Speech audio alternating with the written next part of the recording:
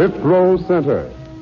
It's another gala premiere today in WGN's Michigan Boulevard Playhouse as we present the charming young French star, Simone Simone, in a delightful romantic comedy, Model Princess.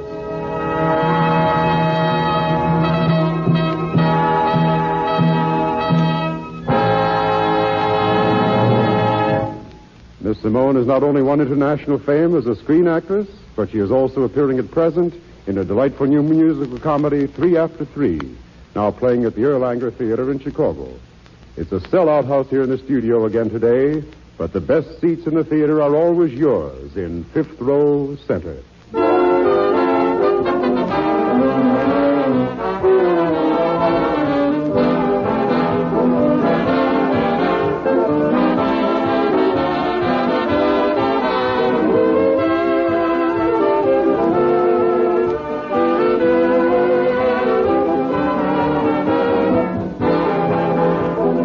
Now the lights are being dimmed, and before the first act curtain, we've just time to tell you that supporting Simone Simone in this afternoon's play is a fine cast of famous players, including Olin Soule, Louise Barclay, Brett Morrison, Renee Rodier, and Willard Waterman. Our drama, Model Princess, was written by Noel B. Gerson. Harold Stokes conducts the orchestra, and the production is directed by Blair Walliser. And now, there's the curtain, and the show is on.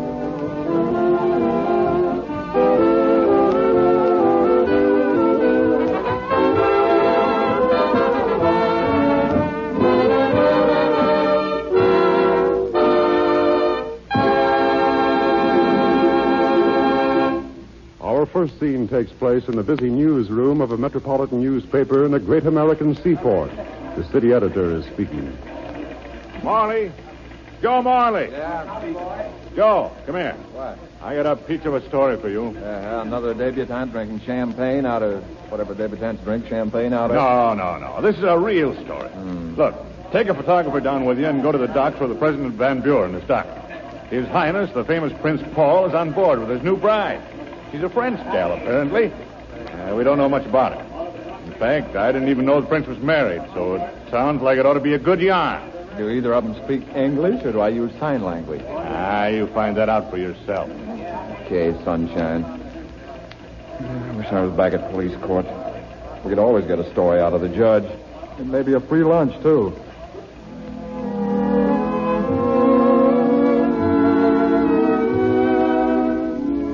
And now we move to the salon of Madame Tournay, one of the city's most famous dress designers. Madame Tournay is sitting in her office working when the door opens. You called for me, madame? Oh, Rochelle. Yes. Sit down, please. Merci, madame. Rochelle, you have been working here as a model for a long time? Oui, madame, for 3 years. Ever since I came over here from Paris. You've enjoyed your work? Oh, but I have, madame. I would rather work here and wear your wonderful clothes than anywhere else in the whole world. Oh, madame, you are not going. Oh, no, Rochelle. I am not going to let my most attractive model go. I'd be a fool if I did anything as stupid as that. I don't quite know how to explain this to you. I have a very unusual job for you. That is, if you care to take it. Oh, we are going to have a sideshow at a racetrack or something? No. Now, please understand, my dear. If you don't want to do this, it will be perfectly all right with me. I understand, madame. Well, let me begin at the beginning then. A very important ambassador is sitting in the next room. An ambassador? Yes. He saw your picture in one of the magazines the other day, and he thinks you can help his country.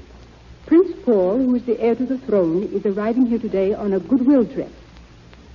Oh, yes, I know. I read all about him. He plays polo, and he's very handsome, and he speaks 5 languages, and, of course, he's very rich. How would you like to be the princess? I? Oh, excuse me, please, madame. But now you joke me with kidding. I am being very serious. The prince and his advisors decided that without a wife, he would become entangled with too many romantic young American girls. You know, wanting to marry him. And besides, a wife will help convince our businessmen that the prince is solid and serious.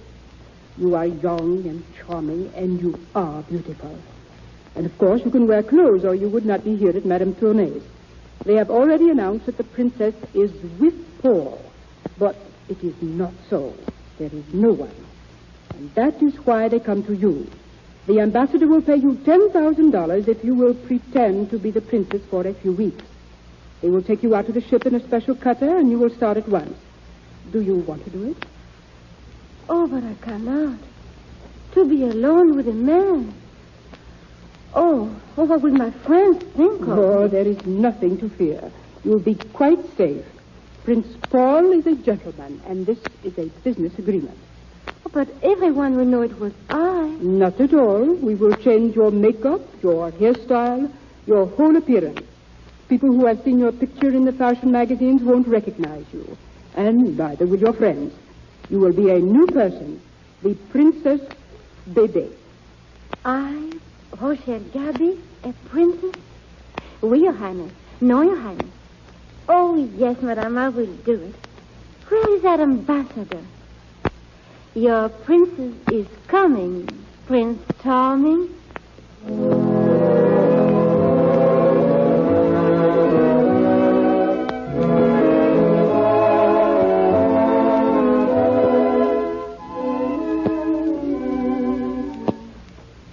You're doing beautifully, Rochelle. You could not have done better if you'd been born a princess. Oh, these past 3 days have just been like a dream. Sometimes I can close my eyes and almost imagine that I am a princess. And when I open them and see a room as big as this one, I know I must be at least a duchess. Is this the grand ballroom of the hotel? Do they hold big meetings here? Oh, this is just the royal suite. I wonder. Do they think kings and queens and princesses are bigger than other people? The rooms are always so much larger. This afternoon may be rather difficult for you. It'll be the first time you see a member of the press alone. It'll be difficult for you, too. Going to start building a new embassy and making a big speech. This won't be a novel experience for me, my dear. I've had enough experience with cornerstones to be an expert stonemason by this time. I've been making speeches since I was 10 years old. Yes, and it'll be very boring for you. But I am enjoying myself. And I'm going to enjoy being interviewed today. I hope. Now, just remember this. If you get into difficulty, a member of the staff will be in the next room. I will remember. Mr. Joseph Morley of the Star Express is here by appointment to see Her Highness. You may show him in. Are you leaving, Your Highness? Yes, I must go. And do your best. Oh, dear. I shall try. It's very hard. Adieu, Paul. Adieu. Entrez. Your Highness, I'm Joe Morley, the Star Express. How do you do? Will you not come in? Thanks. Please sit down. Well, maybe you can tell I'm a little bit on the edgy side. You see, this is the first time I've ever interviewed a princess. How nice. We're starting together then.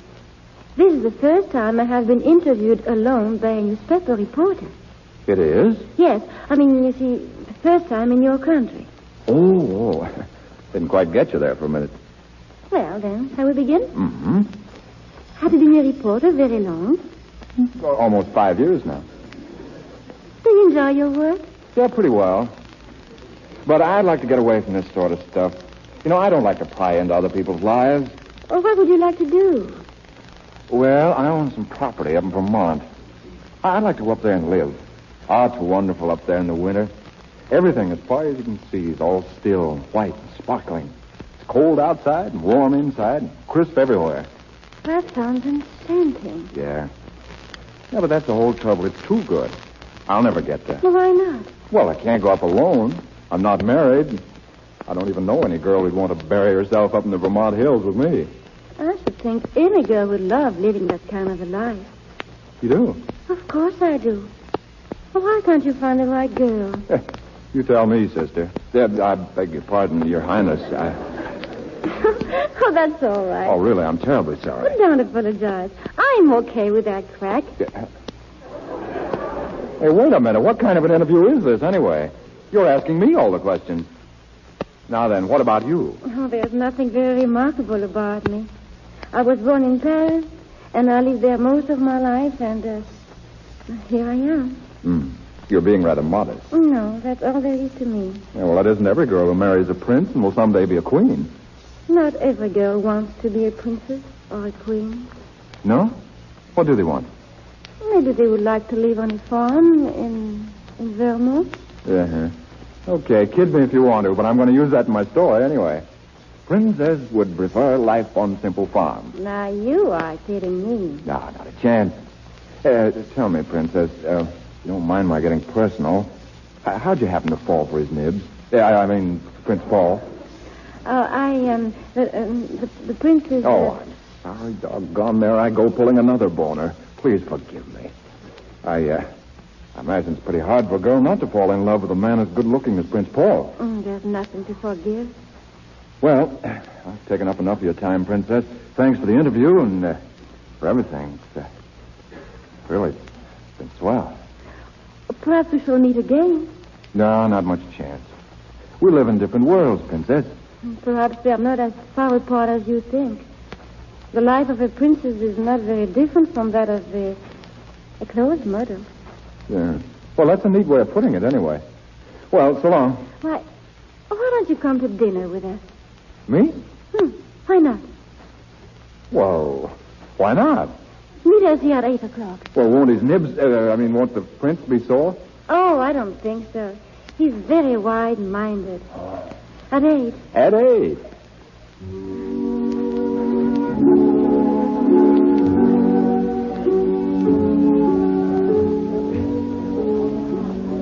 You dance beautifully, Princess. I love to waltz with you.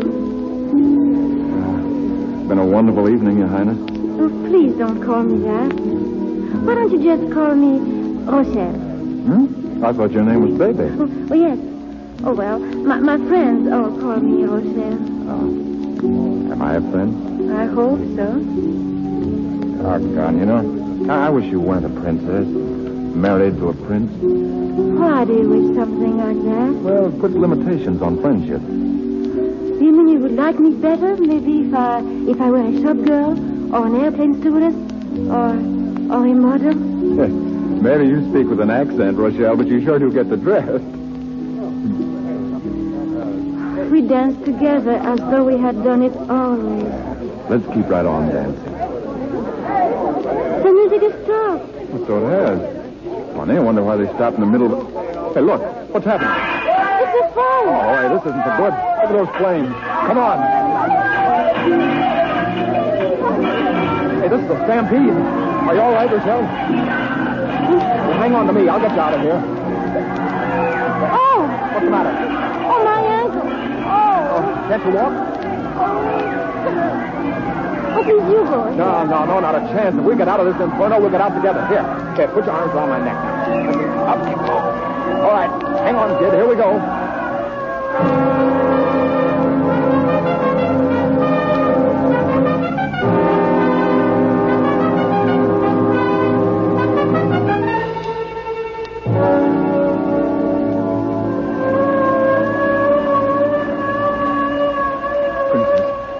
Rochelle, are you all right? We're safe. We're out. Oh, say something, please. Are you ill or what's wrong? Oh, darling. Darling. Give her air. She's fainted, buddy. You called me darling. Are you all right? You saved my life, and you called me darling. I called you... Oh, I'm sorry. That was a pretty rotten thing to do. I keep forgetting you're married to the prince. I was holding you in my arms. Sort of lost track of things, I suppose. Please, don't think too badly of me. Whatever I think of you, and I shall think many things, it'll never be that. I promise you.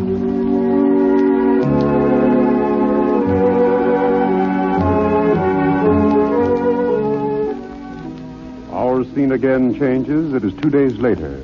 We go back to the royal suite of Prince Paul at the Hotel Ritz. The prince is reading a newspaper. My dear, come in. Come in. Please, sir, I want to speak to you, Paul. Your Highness. But of course, I'm merely reading the papers. We have another fine press today, thanks to you. Oh, that's what I wish to speak to you about. I want to stop now. To end this silly farce at once. You want to do what? There's no pleasure in this game of pretending to be someone else. You've been very kind. You've been wonderful. And I cannot go on. I must stop. I must. Well, you cannot leave now. It is impossible. Why not? For there's too much at stake. If you were to walk away now, we'd be the laughingstock of the world. I would have no chance at all to get the loan we need from these American bankers.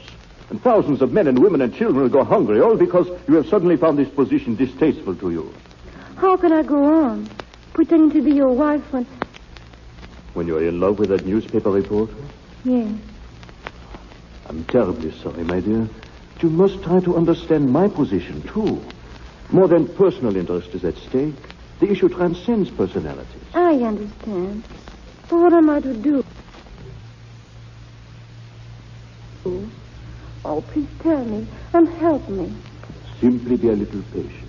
In another 2 weeks, I hope to have the loan from these bankers, and my American visit will end. Then you can go to your friend and tell him the truth. And if he loves you as much as you do him, you will have no difficulty at all. Very well, then, Your Highness. I will keep up this game of make-believe a little longer. It is hard, but I will keep my bargain. I'm deeply grateful.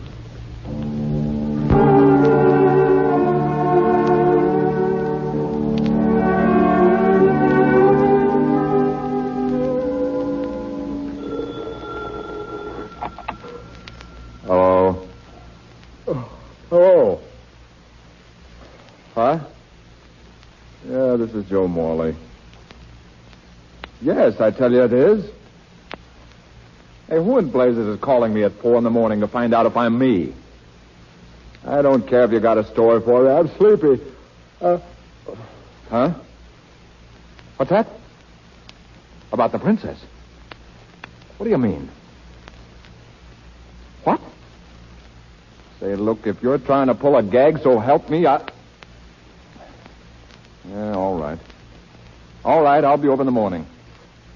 Sure I will. First thing in the morning.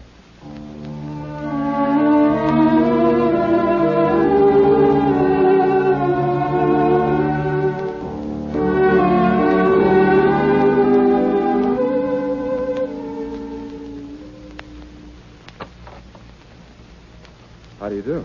Please come in, Monsieur Morley. Well, let's get to the point. What's this all about?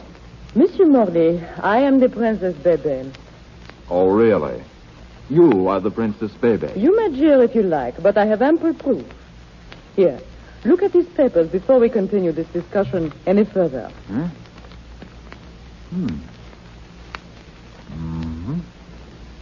this seems authentic enough, but what is this? I'm afraid I don't understand. Well, the story is very simple. I was a dancer at the Folie Bergère in Paris. I met Prince Paul there, and we fell in love. I am not of royal blood, and so at first we thought marriage was out of the question. But we decided nothing should stand in our way, and so we were secretly married at Cadantibes. And we have kept the marriage secret. Paul wanted to make it public, but I was afraid the notoriety would injure him. And so we had a quarrel. And at the last moment, I did not accompany him. After reconsidering, I decided I had been a little bit hasty, and I came on the next ship.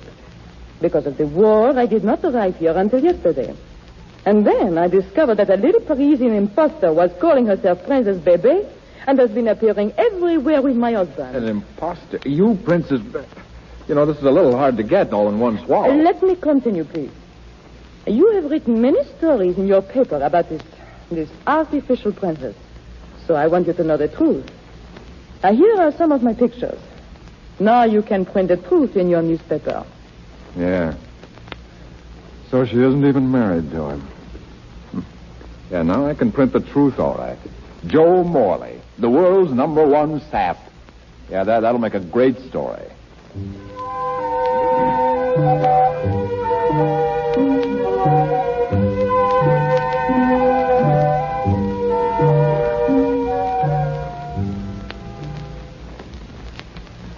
You say Mr. Morley is here, doesn't want to see me? That is right, Your Highness. He insists on seeing Prince Paul. The ambassador telephoned to say he has urgent business with me. Mr. Morley can wait. Mr. Morley can't wait. And I can tell you everything the ambassador has to say. Joe, what are you doing? Take a look at these pictures, Prince Paul. Do you recognize this lady? Baby. Yeah. Mr. Morley, where did you get these photos? What do you think? From the little lady herself, not a motion picture. From Baby? Then she is here. Yeah, you catch on fast. Baby. But I am Baby. Am I not? Hey, look, let's all take our hair down now and quit pretending. You've had a lot of fun with me, haven't you, Princess? I've never known anyone just like you before, but I've heard about your type. A lady gigolo. I hope you get a lot of laughs out of this. I will, when I get my sense of humor back. Bebe here? Where is she, Mr. Morley? Where is she? Rochelle, Bebe is my wife. Your wife? Oh, Joe. Now I see why you're angry.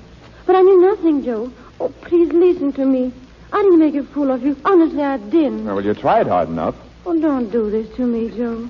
All I ask is that you listen to me. No, I won't listen to you. I listened to you too much already. Star reporter Morley mixes honey with printer's ink. Mixture doesn't gel. Result, the ink comes off the page. All right, then. Don't listen to a word I have to say. Well, there's nothing I would say to you anyway.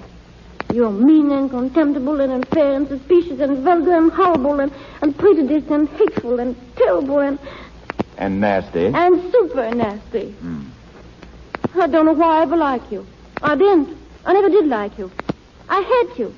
I never want to talk to you again. I never wanted to see you again. I won't either. Oh, why did I ever leave Paris? At least if men there weren't gentlemen, they still acted like gentlemen. This is a finish, Your Highness. I don't want the $10,000. I don't want anything. I'm leaving now. Goodbye. Poor child. Hey, what was that she said about $10,000? Were you paying her to pose as the princess? Naturally, I was paying her. This was strictly a business arrangement, nothing more. Oh, I've made a nice mess out of this. Rochelle! Oh, she's gone. You're a discerning young man. Well, I've got to find her and tell her I didn't understand. I made a terrible mistake. There are many entrances to this hotel. You'll have a difficult time. Well, do you know where I can reach her then? I do not. You mean even if you did know, you wouldn't tell me? Correct. Why don't you place an advertisement in your newspaper? You're a big help. Baby! Paul. Baby! Oh, Paul. Oh, baby. Oh, Paul. Oh, I'm so glad you are here. I apologize. No, it was all my fault. I won't let you say such a thing. I was entirely to blame. No, you were not. And I have done something to atone for my foolishness. Oh, Paul, why did you not tell me you were trying to arrange a loan for Mr. Grant, the banker? There's no need to bother you with such matters. How do you know Mr. Grant? What do you know about a loan? But I've known Mr. Grant for many years. Just an old friend of the family, I suppose. You keep still. What about the loan? The ambassador told me about it, and he said I must keep very quiet or we would not get the money. So? So I telephoned to Mr. Grant, and he said that if he had known I was the Princess Bebe, he would have given you the loan long ago. You see, Mr. Grant is indebted to me. I introduced him to his wife. You're wonderful, Bebe. You're wonderful. Where's the money? He will send you the necessary papers today. We will celebrate. We will go home. Oh, boy, let's all go home. Goodbye, Mr. Morley. Oh, my darling. And so they lived happily ever after. Fooey.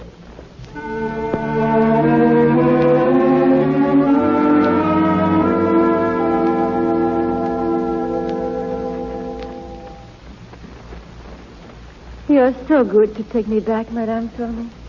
I have disgraced you and myself. I'm such a little fool. Nothing of the sort. Forget the whole experience, child. It was very unwise of me ever to allow you to do it. Oh, no, Madame. It was my own fault. Nonsense. You are just allowing yourself to dramatize the situation. You made the mistake of falling in love with a young man who obviously was not worthy of you. Now then, forget it and go back to work. A new line of evening dresses has come in. Go try them on. And if there is one you like particularly well, you may keep it. Yes, Madame. Thank you so much. Hello. Get me the Star Express, please.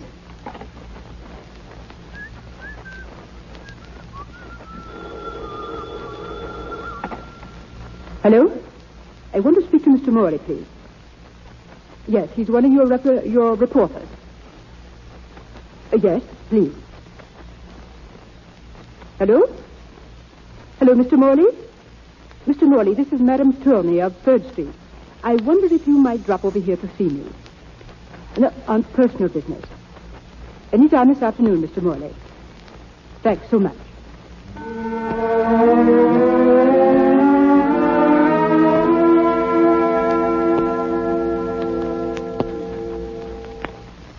You seem like a very presentable young man, Mr. Morley. You don't look at all like an ogre. Now, look, you didn't ask me here, madame, to compare me with mythical animals. Now, what's this all about? I have been hearing quite a little about you, Mr. Morley, and I wanted to see you for myself. Who's been talking about me? One of our models here? I don't know any models. Maybe you got the wrong guy. You know this one, I think. Her name is Rochelle. Rochelle? Where is she? I want to see her. I've been looking all over town for her for a week. Where is she? Suppose I have her come in. Oh, pardon my boyish enthusiasm and lack of self-control, madame. Hear me, please. Ask Rochelle to come up here at once, please. Oh, madame, how can I thank you for this? Don't yet. Wait and see if she'll speak to you first. I'll leave you here to wait for her alone. Let's see now. Hello. No, that won't do. Hello there. No. All right. You wanted me, madam? Oh, Very much. go away. Now, that's not very reasonable. I'm here, and you came in. If there's any going away to be done, you're the one to do it. How'd you get here? Well, taxicabs, we call them in this country. A man drives, and you tell him where you want to go, and he takes you there. It's quite simple. You're most amusing. Thanks. You're not so bad yourself. I am leaving. No, wait, Rochelle, please. Oh, let me go. You walked out once before, and it took me a week to find you. I'm sorry, darling. Really, I am. Did you say darling? Yes, darling. Oh, I see. Darling. Now I'm going away. Going away? Where? To Vermont? Are you going alone? No, I'm taking my wife. But you are single. Are you getting married? Sure I am. Have you asked her to marry you yet? Not yet. No. Well, then how do you know she would marry you? I've got a sneaking idea. Well, you're very sure of yourself, Mr. Joe Morley.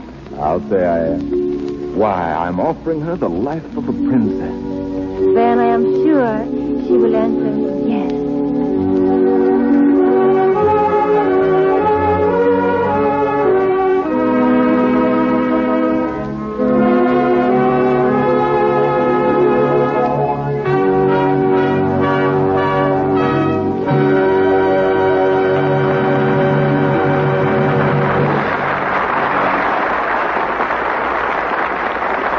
Ladies and gentlemen, you have just heard Model Princess, a radio play starring America's favorite French ingenue, Simone Simone, and presented from coast to coast over the Mutual Network from the audience studios of WGN in Chicago. And now, if Miss Simone's had a chance to catch her breath after that final romantic love scene, we'd like to ask her to step out of character for a minute.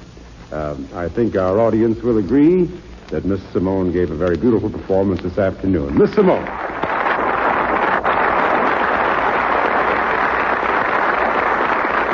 I understand, Miss Simone, that you're to be doubly congratulated. Am I right in saying that this is only your third time speaking before a microphone in this country? Yes, Mr. Andre. You see, I'm still just a beginner. Well, you certainly sounded like a veteran.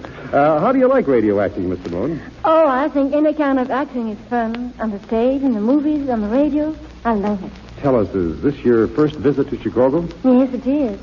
And I hope it won't be the last. I think it's a beautiful town. And this WGN studio is one of the most beautiful I've ever seen, here or abroad. You have another first to your credit, too, I know. Your present role in 3 After 3 is your first in an American stage play or musical, isn't it? Yes. Well, you see, all the work I've done in this country was in Hollywood. Miss Simone, suppose now, for the sake of the ladies listening in, you give us the French viewpoint on American styles. What do you think of our shops, for instance? Well, it's a good thing we are doing a lot of rehearsing, or I never stop shopping. I've seen so many beautiful things in your Chicago shops I'd love to buy. Well, as I said, it's a good thing we're rehearsing so much. Another thing I'd like to ask, Miss Simone, how many movies did you make in Paris before you came to Hollywood? Quite a few, about 10. Did you do any stage plays or musicals over there? Yes, both. In fact, most of my work was in musical comedies. And another question. What are your plans after the road tour New York run of 3 after 3? Well, if business keeps on as good as it has been, that's too far off to worry about. Well, thanks very much, Simone. And ladies and gentlemen, featured in tonight's play with Miss Simone, Roland Soleil as Joe Morley, Louise Barclay as the Princess, Brett Morrison as Prince Paul, Renee Rodier as Madame Turney, and Willard Waterman as the editor. The drama was written by Noel B. Gerson, the orchestra was conducted by Harold Stokes, and the production was directed by Blair Walliser. Next Sunday, listen for Glenda Farrell, Alan Dinehart, and Lyle Talbot in Jungle Drums, another premiere on 5thRowCenter. Pierre Andre speaking. This is the Mutual Broadcasting System.